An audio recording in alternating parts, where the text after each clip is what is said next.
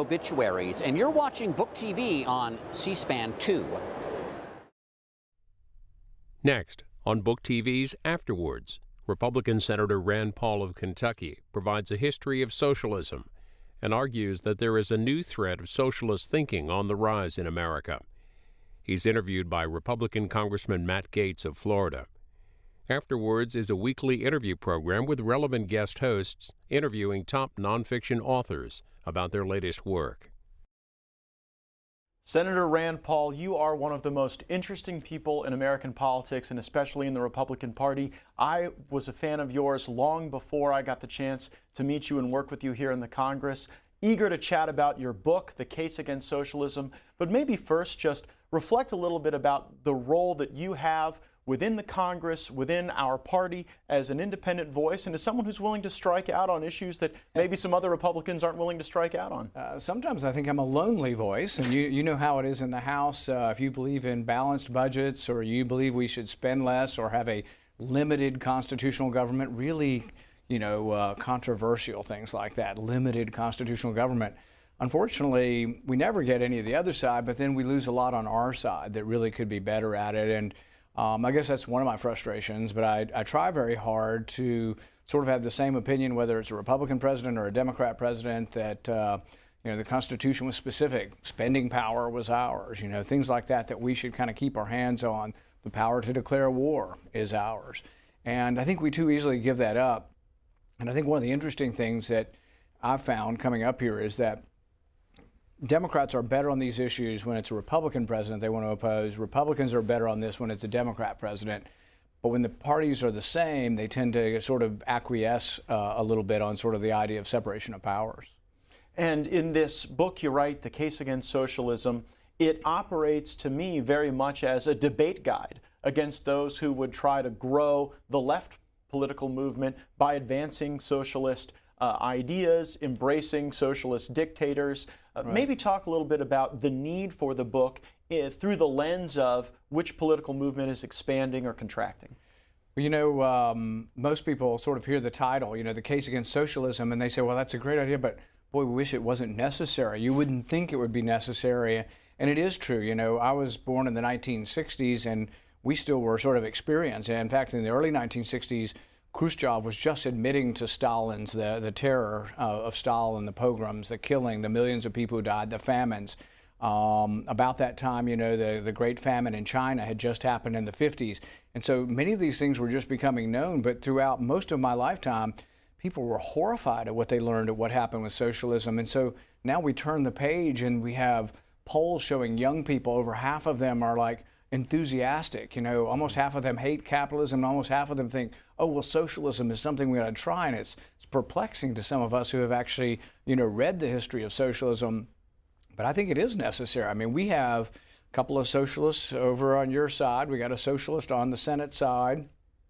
And when I was a kid, I think there were socialists, but they were embarrassed of the label. They didn't want to be called socialists, so they were liberals. Then they didn't want to be called liberals, but they knew that it wouldn't be popular. Now they're really in your face saying, I am a socialist and we want to bring socialism in. They have a party, the Democrat Socialists of America, and they're proud of it. And it alarms me that young people aren't going, oh my goodness, what would socialism really mean for our country? And it has been in a short period of time that we've seen Democrat socialists really embrace the socialist brand as a growth agenda. Now, you said something earlier in your political career, which I've never forgot, about our prospects for growth and leveraging liberty for growth. And you said specifically once that our party needs more people who have tattoos and more people who don't have tattoos. So the question is, do we need to go find people with tattoos to join the party, or do we need to tattoo more people in the party? That's a good question. I said with tattoos and without tattoos, with ponytails, without ponytails, with earrings, without earrings. I think we need to be a hipper, cooler party that young people would want to join. And so I think that's sort of part of the problem. Somehow now socialism has become hip or cool, but they don't know exactly what it is. So the same studies that say they're for it, not, like 10% of the people who are for socialism can actually define it as the government owning the means of production. They think it's about fairness. And part of this I blame on the government schools, frankly. The government schools teach, everybody can have self-esteem, and if your son can't spell, we're going to give him a prize anyway because he needs to feel good about himself. and we're going to, you know, pass out self-esteem, we're going to pass out fairness. And they get this idea that somehow the government's going to make things fair. One of the things we point out in here is there's still a top 1% in socialism. The difference is under our system, it's at least mostly or to the large extent based on merit who becomes wealthy. If I'm Sam Walton and I sell something you want and I'm really good at selling it and distributing it, I can become a billionaire. But nobody forced you to buy my stuff, and Sam Walton became a billionaire because people voluntarily bought his stuff. And it's the same way with really most billionaires in our society. But when you look at socialism, there's still a top 1%.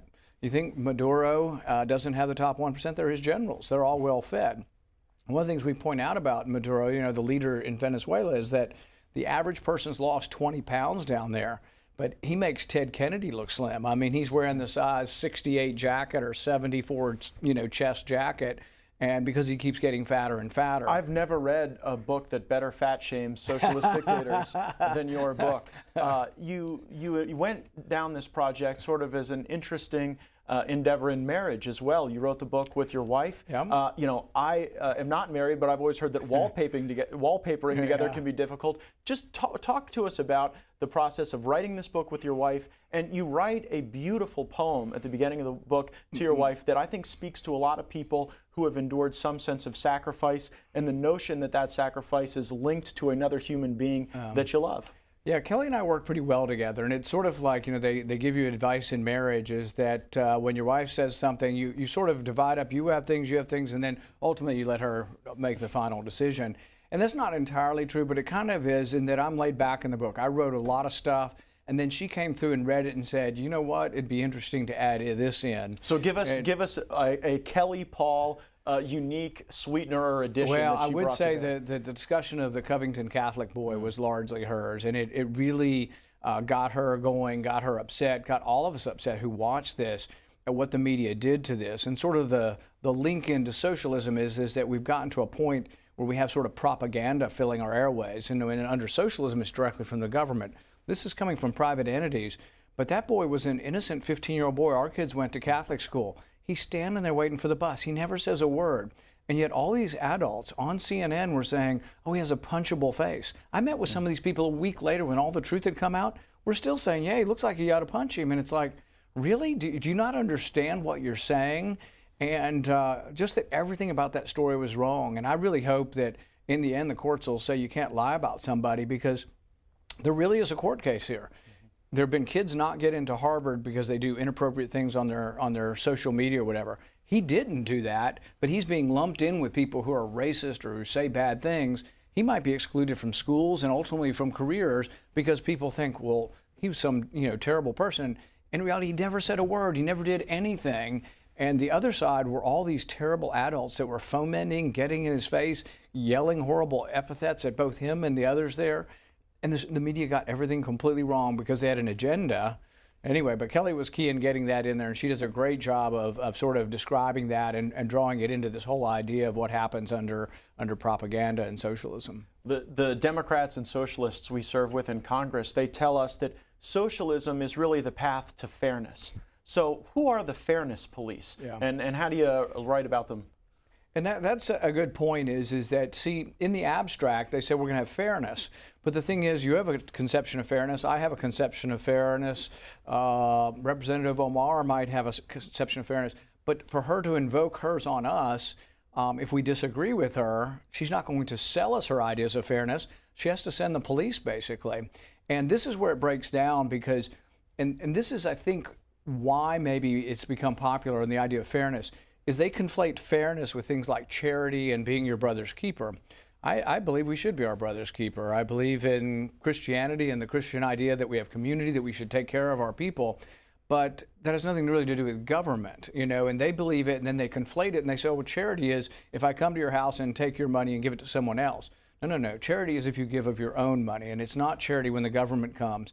But it also isn't very charitable in the way the government does it, because ultimately, the more you want socialism, this is one of the points we make. If you want a little bit of socialism, the violence from government may be tolerable. You want a little bit more, you're going to have a little more state violence. But if you really want to take the property, and when Mao came to take the farms, or when Stalin collectivized the farms, truly there is a point at which people rebel, and the only way you can get it is really through violence. You have to kill the people, and that's what happened under Stalin. Not just a few people, millions. And then from that, we try to develop the question is, and this, I taught a course at George Washington on the dystopian novel, and the kids kept asking, is violence an accident of socialism, or is violence inherent? Is it inevitable that you'll have violence? And I think the more socialism you get, yes, absolutely, it's inherent. The closer you get to actually taking people's property, people will resist, and then you can't just fine them. You ultimately have to put them in jail, or you have to shoot them. I interact with a lot of folks who come up to me as a young conservative and say, how can I motivate my child, my grandchild, to embrace the principles that have made our country great? And I would say the book really does detail out all of the arguments the socialists make, and then it goes into, I think, a good historical context, good global context. The question, though, is when do we move past that tipping point? You cite a Harvard study that says that more than half of people under the age of 29 have now a favorable view of socialism. So have we crossed the Rubicon, or do we have to go and win back this argument with people who have embraced that incremental socialism? I think we're in danger of it. Jefferson was one who said every generation, has to renew, water the tree of liberty. And I think that's true with socialism and bad ideas. Every generation has to realize, the problems with socialism, what comes from it. The big lie, though, that's out there right now, and the big sort of superficial sort of platitude they throw at you is they say, well, the intellectuals in America used to like Stalin, but then we learned he was bad. That's not the socialism we want. Now, we used to like Castro. Bernie was a big fan of Castro, but, then we learned it wasn't so great. So we aren't supporting Castro. We used to like Chavez, but not so much. What we really like is Sweden. We love Scandinavian socialism. It's the kinder, gentler socialism. And so a big point of the book is sort of disproving that. One, that Sweden and Scandinavia is socialist, because they're not. They actually rank pretty high on the freedom indexes for trade and for a lot of other things. And one of the main policy things that Bernie wants is to raise the corporate income taxes. We lowered them from 35%, we're the highest in the world, to 21%. Interestingly, Scandinavia has been in the low 20s for 30 or 40 years now, and it's part of their success is they've had low business taxes. So Bernie says, we want to be Sweden and Scandinavia, but he doesn't want the low corporate income taxes. He wants to raise them. Also, interestingly, Scandinavia doesn't have a minimum wage. The other interesting thing, and this is the real big rub, and this is probably the biggest lie of the left, the biggest lie of all the socialists, is that you can have all this free stuff. You can have something for nothing. You have free college, paid leave, everything you want. We'll just give you free money, and we'll only tax the rich people. And the big lie is that's not what they do in Scandinavia. They do have a big welfare state. There's a lot of free stuff they give you, but they tax the heck out of everybody. And see, Bernie and his clan and his merry troop of socialists, they won't tell you that because they want to just stick it to the rich, not the middle class. But in Scandinavia, everybody pays a 25% sales tax. So from the poorest to the richest, 25% sales tax. Everybody also pays a very significant income tax. So the income tax over there is 60%, starting at $60,000. Well, $60,000 is the middle class. This isn't the rich. That's how they get so much money, is they tax the heck out of the middle class. But you won't see Bernie or AOC going on TV saying, oh yes, we're going to do $10 trillion for climate change and $60 trillion for Medicare for all. And yeah, but the middle class is going to have 60% income tax. No, they're lying to you. They're saying middle class won't have to have any tax increase, just the rich people. We just stick it to those rich people. It's a lie. And so is capitalism zero sum then? Because that's the argument they make, that as the rich get richer, that comes at someone else's expense. And I think you use a variety of illustrative examples to go through circumstances where it's actually capitalism that is the rising tide that lifts all boats. Right. And we look at that because income inequality has been bandied about by the left, and that it's this terrible thing. And we actually look at it, and the interesting thing is that they say, one of them points out that Pakistan and Ethiopia have less income inequality than us. And I was like, move there then. You think it's going to be great. And it really isn't about how close you are to each other. It's about what your level is. And income inequality, one of the authors we quote say that it's sort of like a jealousy trope. It's about me caring how much money you make. In reality, that's just sort of that's almost a vice. It's coveting someone's property, whereas I should care how rich I am if I'm getting richer. But it is another one of the big lies that comes from the socialists. They say that the economic pie is fixed and that if I get some, you're getting less. The truth of the matter is, and the statistics are overwhelming on this, that the economic pie is getting bigger and bigger and bigger, and there's less poverty. There's a group that we quote from called humanprogress.org, and they're associated with Cato. Oh, just the statistics are just amazing. Poverty in about 1820, 90% of people lived on less than $2 a day. That's how the World Bank defines it. They do constant dollars.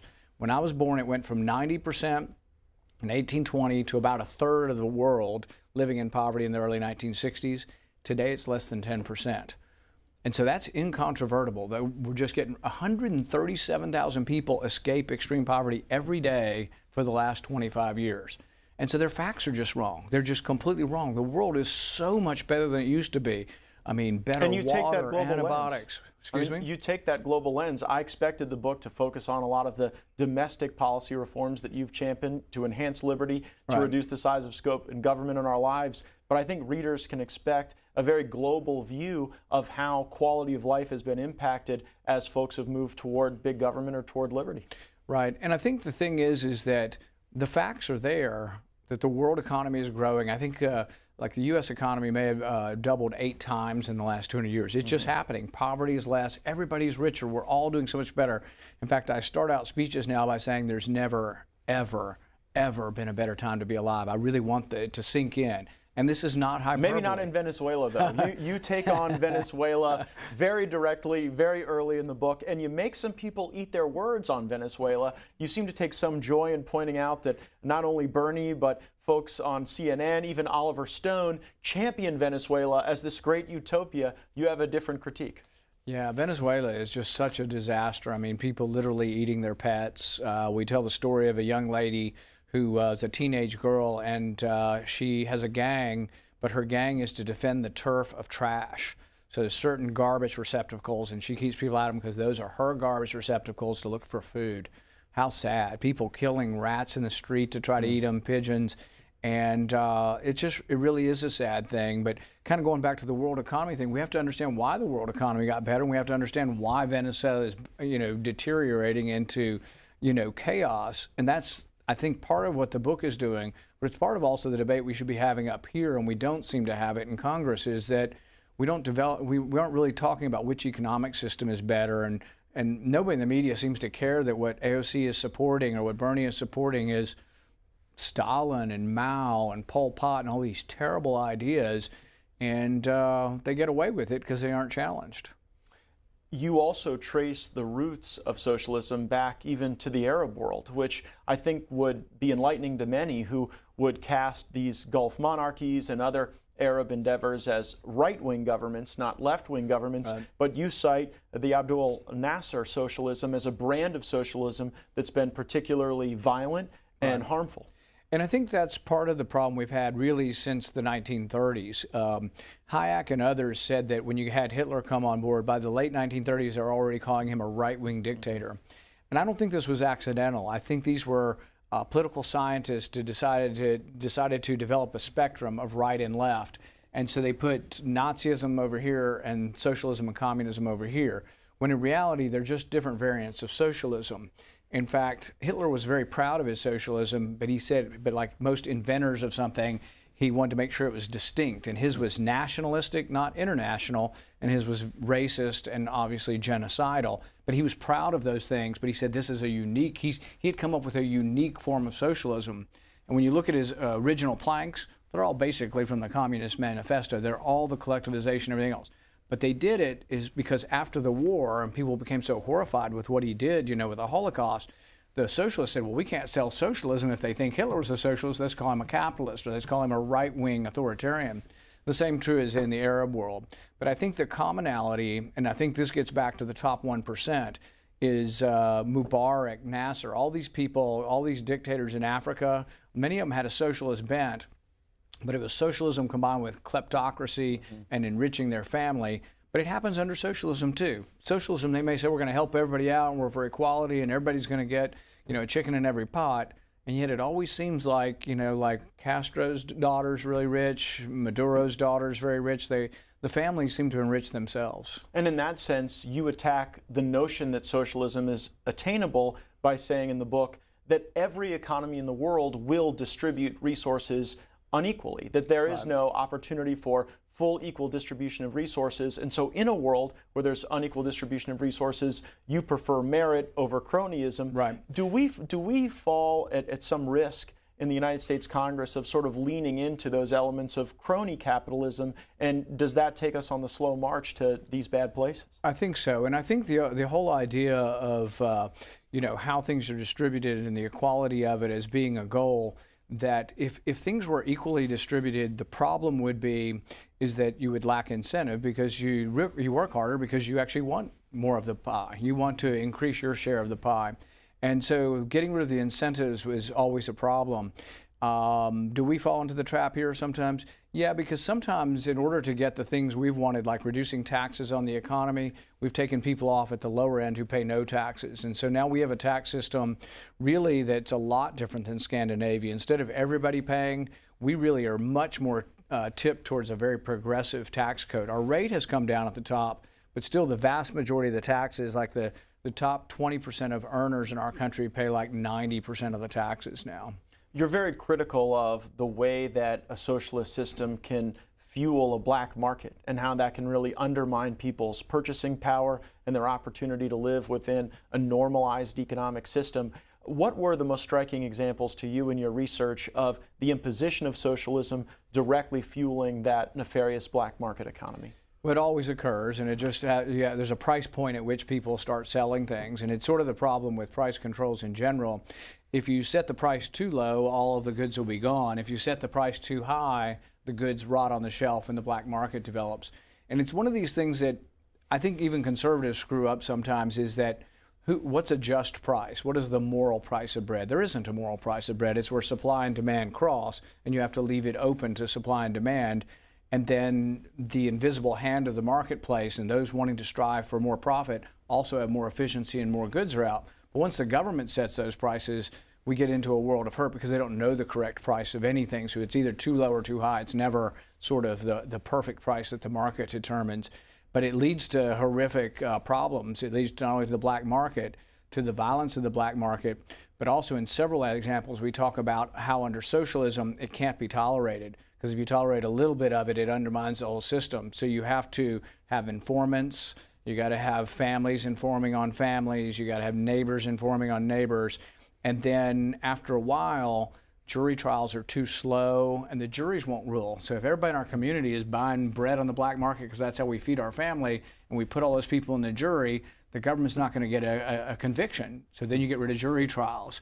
And so things become more authoritarian because the policies are very unpopular, but people will, it's like one of the examples in Venezuela, someone's selling stuff on the street and it's a lot more than the price, a lot more than the government set price. And he kind of apologizes. He said, but we actually have stuff and we're getting it to people. So we have food and medicine and people actually get it. We're sorry we're charging more than the official price, but with the official price, there's no food or medicine in the store. And that's what happens. It just doesn't work. But it's all, and some of it could be well-intentioned. Oh, we want the price of bread to be 50 cents so everybody can have it.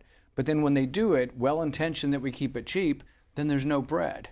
And it happens everywhere. It happens when I was But Bernie tells us that bread lines are good. Bernie tells us, and you cited in the book, that when people are waiting in long line for bread, that's actually a sign of a healthy socialism. Yeah, well, we suggest that you go down and see what the lines are like in Venezuela. I don't think people are too excited about lines.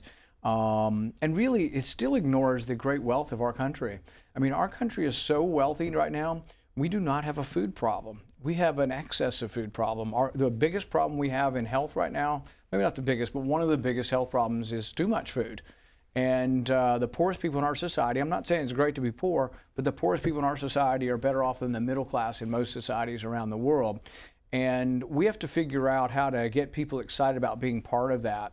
And there still is a problem, even though like unemployment's like 3%, workforce participation, people who don't participate in the workforce is like 38%. In some communities, it's 50% of people not working. So there still needs to be this thing, and I think it's coupled also with our drug problem. People aren't working, they're divorced from that whole process of having to get out there every day. They're more likely to get into the drug problems. But we still have that problem even here, but it's a problem of plenty. And every day, you probably hear it when you go home. the people with the businesses are saying, I can't find enough workers. I mean, our biggest problem in our country right now is can't find enough workers, but we still have a bunch of them who just aren't participating.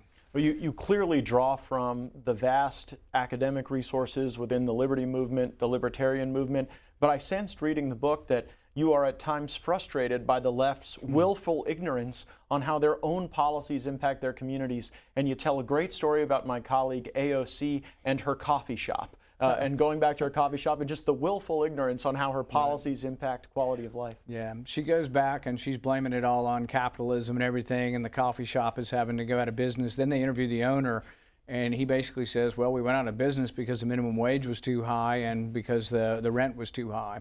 There's rent control in New York and there's minimum wage control. And this is probably the biggest problem with the left is you could, even if you want to grant them big heart and that they want to do things to help poor people, and I think many of them do, it's that they aren't thinking through to the second order or the third order. They're not thinking through the unintended consequences. So you could say having bread be 50 cents, that'd be so good for the poor people. But then 6 months later, you find there's no bread, and then there's a black market for it, and people are selling it at a different price, but there's no official bread anymore at 50 cents. And I think they're unwilling to, or they're demagogues. Now, some of them are simply demagogues because the ones who say, oh, we're going to pay for it with top 1%, it's been pointed out repeatedly to AOC that the 1% tax that she has on those making like over 10 million brings in like, I think it was 50 billion. But her projects that she wants to spend are like 60, 70, 80 trillion dollars. And so you would think they have to know that. And maybe it's just that they think selling Santa Claus is easier. And it is. It's frankly easier to sell Santa Claus than it is freedom and liberty and responsibility and opportunity. So I always say they have an easier sale. But certainly, aren't there enough people to know you just can't give people, money doesn't grow on trees? Well, the math does become challenging, but we have to, you and I have both been critics of President Obama, but one thing that he gets a lot of credit for, certainly message discipline throughout his campaigns. He repeatedly talked about the middle class, and he pitched his socialist policies as enduring to the benefit of the middle class. You walk through a number of circumstances where socialism wipes out the middle class. So talk a little bit about just specifically those folks trying to follow the rules, get by, how these socialist policies erode their opportunity to get ahead. The bottom line is once you get more and more socialism, you get less and less economic growth, and you actually get to contraction. So, there is no wealth. I mean, probably the best example is Venezuela, where they have more oil reserves than anybody in the world, more than Saudi Arabia, and yet they don't have food. And so how does that happen? How can it become so desperate? And the marketplace never allows that to happen. And in the marketplace, it's growing, and there's more of this economic growth. But under socialism, it's contracting and sort of shriveling up. But it's not just one time. You see it time after time after time. And, going back to that question on whether or not, violence is inherent to socialism, Hayek had a good way of putting it. He said that if the ultimate desire of socialism is to own the property and you have to take it from people, and people will resist the more you take it from them, maybe socialism selects for the most ruthless person because it takes ruthlessness. Because when they finally come to your house, it's like, I'm not going to resist the tax. I'm not going to shoot the tax collector. I'm not going to shoot the regulator. But damn it, if they come to my house, there may be, their ultimate is violence. And so who can do that? You can't have somebody who's a real passive, easygoing, kinder, gentler socialist. It ends up having to be Stalin in order to get. So maybe it's inevitable. The more socialism you want, the more ruthless. So that's why you always end up with ruthless leaders. If you really want to take people's property, you have to be ruthless to get it. And that really shows the life cycle of socialism. I mean, one question I have for you is why do all these socialist dictators dress up as liberators initially? And you sort of go through this moment of liberation, government controlling the means of production, and then this strong authoritarianism and violence. Right. How do you break that cycle once you begin incremental socialism? I think that's why when you hear people talk about the birth of our country and talk about how extraordinary it was, that so many revolutions, you remember the French Revolution didn't quite end the way ours did. Ours was amazing in the sense that we threw off the yoke of the king. We kept much of our religious faith and traditions and virtues that we believed in, but then we also codified a written document that said government can't get bigger than this. Government's bound within these chains of the Constitution. And I think that we also sometimes don't realize how much of that is the lineage of the English tradition. Our revolution, we think of it as being this abrupt thing when we throw off Britain. I think it's a continuation of the Glorious Revolution in England, of the Magna Carta, of their Bill of Rights. They'd been trying to limit the king for hundreds of years, and they'd done a great deal of it. We wanted one more limitation. We didn't want a king. And so, but it's along this lineage, but we were incredibly lucky that we got this Constitution, our founding fathers, and people talk about George Washington not becoming a king and not serving again. We were lucky in who we got, but also lucky in the fact that they believed in a written document that would restrain, the size and scope of government. Morality is an argument that the left often makes in service of socialism. They say all that data may be true, but the moral thing to do is to embrace this governing philosophy. Your answer to that is very interesting. You talk about how selfish socialism is because it forces you to look inward, whereas capitalism requires you to be morally in tune with the needs of others. Talk about that dynamic. Well, exactly, because if I'm going to be a successful capitalist and I sell something, I'm not caring about my desires. I may want to be successful, but I have to care about what you want. In fact, I have to care about everything you want if you're the consumer. So everything's focused outwards towards trying to get you to accept and buy either my services or my product. But if I'm a socialist, I really am not caring too much about popular opinion or pleasing a consumer. In fact, when we socialize things like healthcare, they just say, well, yeah, everybody's going to get it. You'll no longer be bankrupt, no have to worry about your bills, but you'll have to have rationing. They don't seem to care that you'll have to wait in line for 6 months or a year for your hip replacement. It's directed more towards their ideological concerns of how they're going to do it. And so how does that drive selfishness? Because it seems as though you're making the argument that a country that is more socialist becomes more selfish. I think that is true, and I think that it's an irony in a way, because they would profess to be it's for the other man, everything's for someone else, and yet in the end it is driven by selfishness, and also driven by there ends up being an elite in their society, and they consume and accumulate power and money and homes and everything else, all based on the cronyism of their system. Taking apart this Scandinavia argument is a big part of the meat of the book. It is also a big part of the debate that we have about the kinder, gentler form of socialism. But you actually point out trend lines in Scandinavia moving away from socialism, moving away from an over-reliance on taxes. Where do you think we'll see Scandinavia 25 years from now, and what trends do you see there that answer back the left's arguments? I think probably the peak of socialism, like in Sweden, was probably in the 70s. And since the 70s, they've been moving more to the right. Of the 5 countries that are Scandinavian countries, 4 out of 5 are led by center-right governments. The trend line on taxes has all been down. And they've also been big trading nations. They're very much involved with international trade and worldwide trade. And they have these economic indexes. I think Heritage does one, and different associations do these. And they all rank pretty high.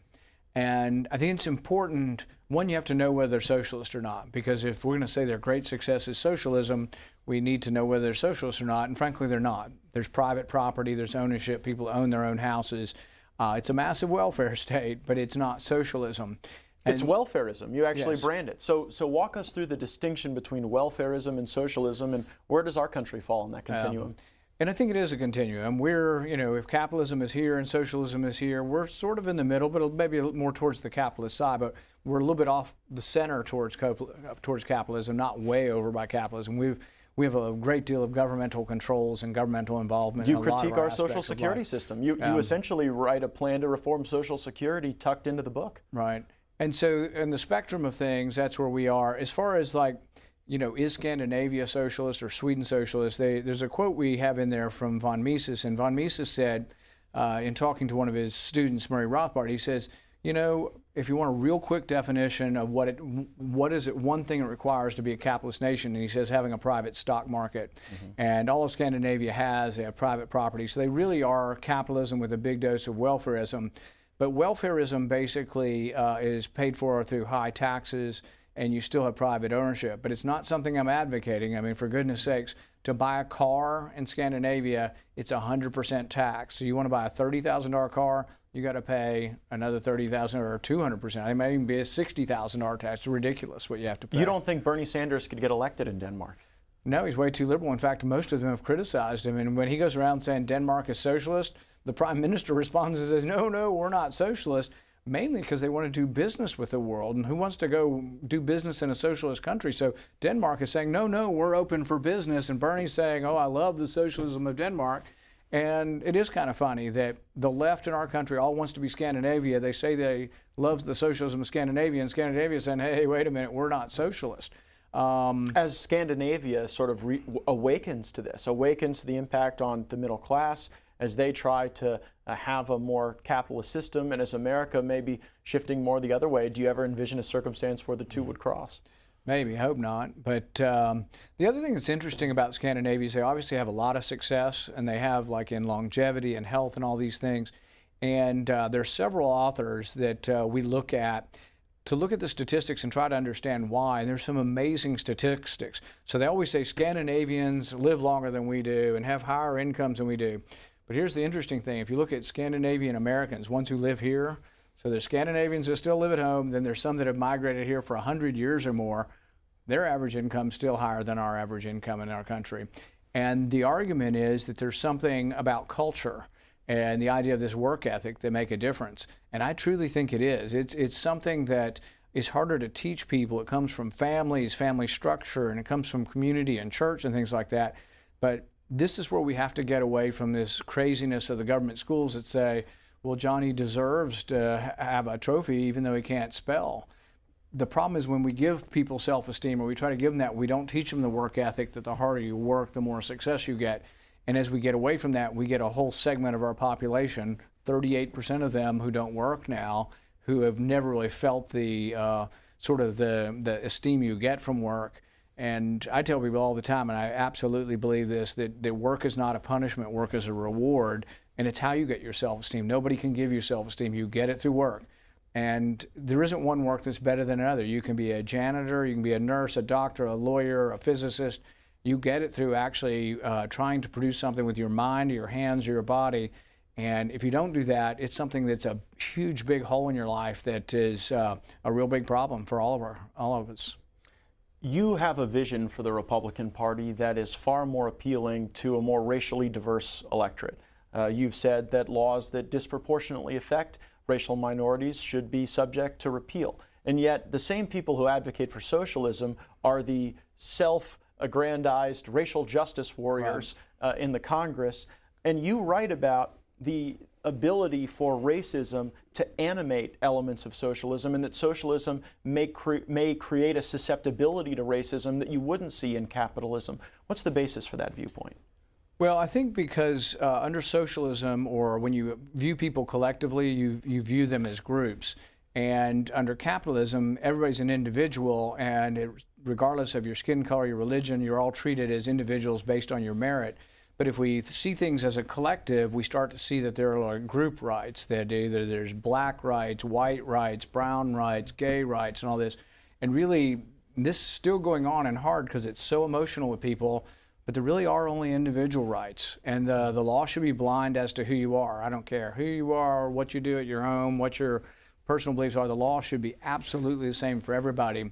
But the problem is when you begin to recognize group rights, really the law isn't the same for everybody. The law has to be a little bit different for these people for group rights. They have to have a special elevation above the individual. And that's sort of what happens is that, you know, under socialism, if everything is to be distributed equally, the law or the government has to be unequal, because society ends up, you know, when things are distributed, some people work harder, so some people have more stuff. And so to make it equal, when you make it equal, the law actually has to treat people not the same. And it's just sort of this irony that the law actually doesn't have equal protection under socialism. In order to make us all equal and to keep readjusting us to be equal, the law actually has to have not equal protection, but has to have unequal treatment of people based on their groupings of whether they're in the party, not in the party, whether they're poor or rich. As we redistribute it, we have actually a lack of justice. You're very critical of China. You talk about their great leap forward being a failure. You talk about the erosion of property rights and the way that changed society. What do the lessons from China tell us about China's future and also the U.S.-China relationship going forward as they embrace these values? I think that might take a whole nother book, but no, it's a difficult situation. I mean, people have had a lot of hope in the 70s, Deng Xiaoping and the opening up and having more of a marketplace in China. People were very, very hopeful, and many people predicted that with economic liberty, which they were getting much more economic liberty, that they'd get political liberty, and hasn't worked that way. And in fact, in recent years, it's kind of gone the opposite way. I tend to think that in the long run may be longer than what we're seeing now, that economic liberty makes people more interested in political liberty. And so I think in China they are interested. I mean, in Tiananmen Square there were, hundreds if not thousands of people that were interested in it.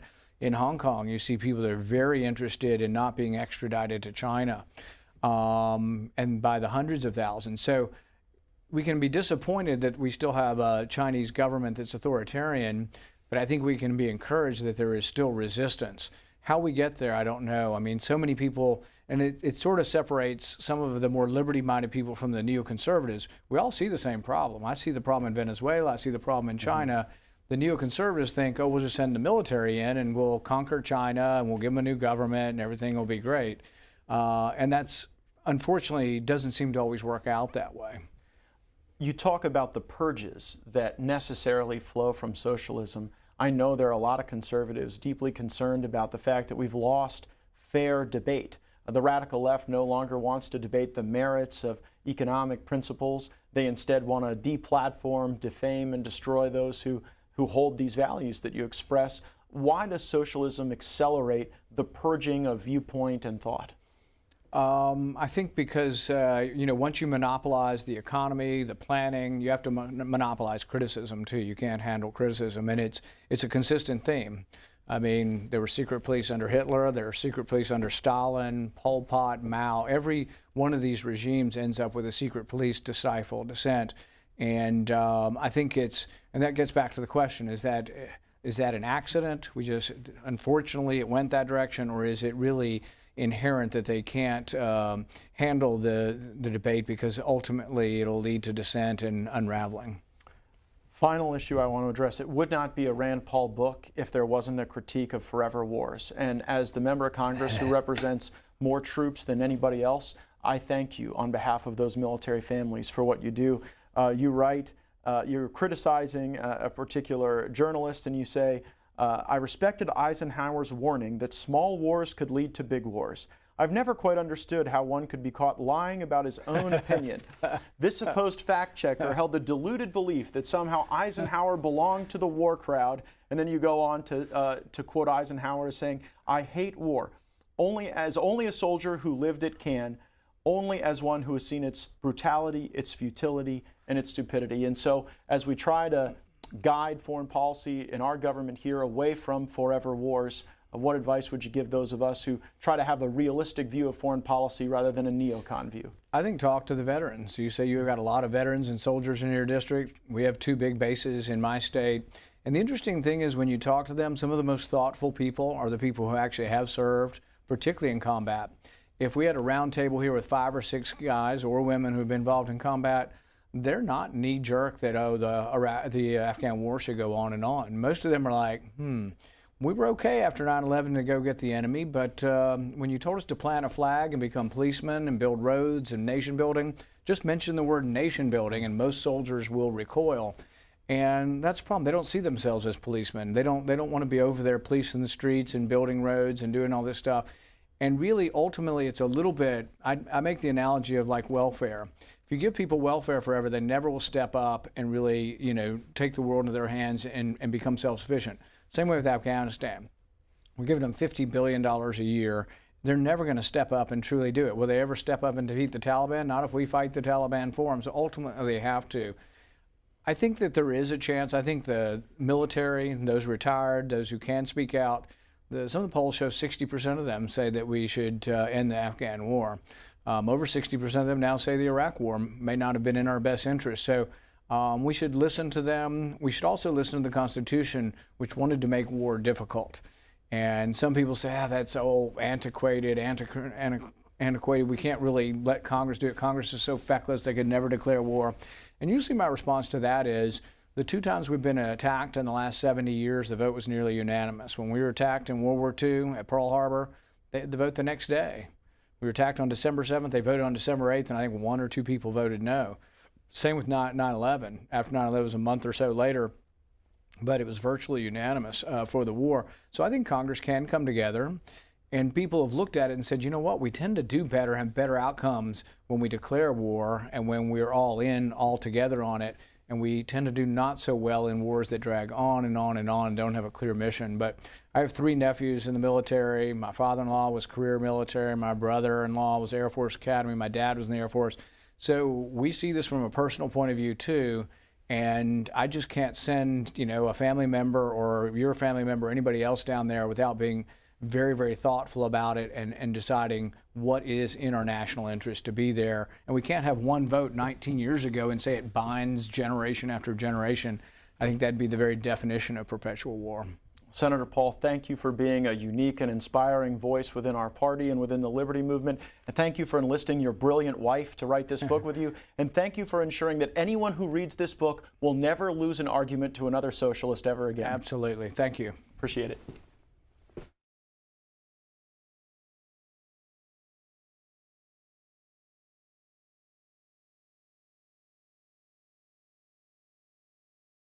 This program is available as a podcast.